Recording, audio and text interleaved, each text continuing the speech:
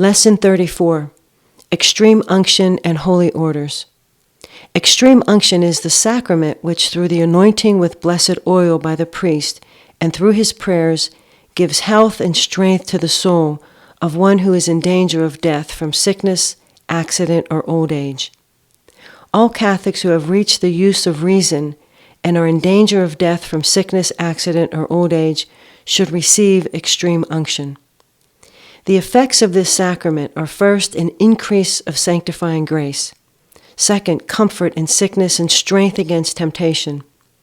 And third, preparation for entrance into heaven by the remission of our venial sins and the cleansing of our souls from the remains of sin. This means an increase of divine life within us. St. Paul tells us, even though our outer person is decaying, yet our inner person is renewed.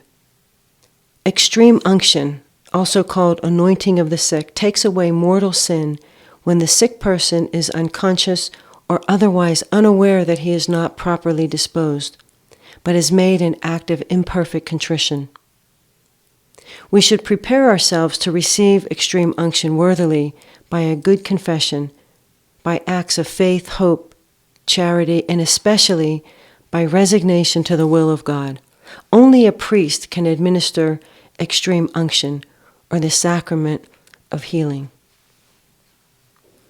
It is advisable to call the priest to visit the sick in any serious illness, even though there may be no apparent danger of death.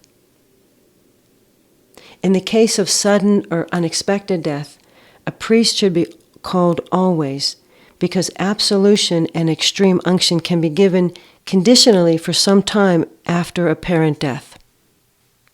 The priesthood. A priest is a mediator, a go-between whose work is to unite God and man. Holy orders is the sacrament through which men receive the power and grace to perform the sacred duties of the Church. That a man may receive holy orders worthily, it is necessary first that he be in the state of grace and be of excellent character. Second, that he have the prescribed age and learning. Third, that he have the intention of devoting his life to the sacred ministry. And fourth, that he be called to holy orders.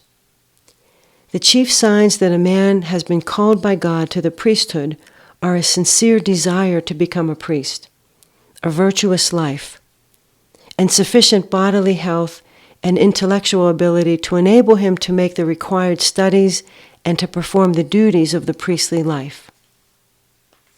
The effects of ordination to the priesthood are first, an increase of sanctifying grace.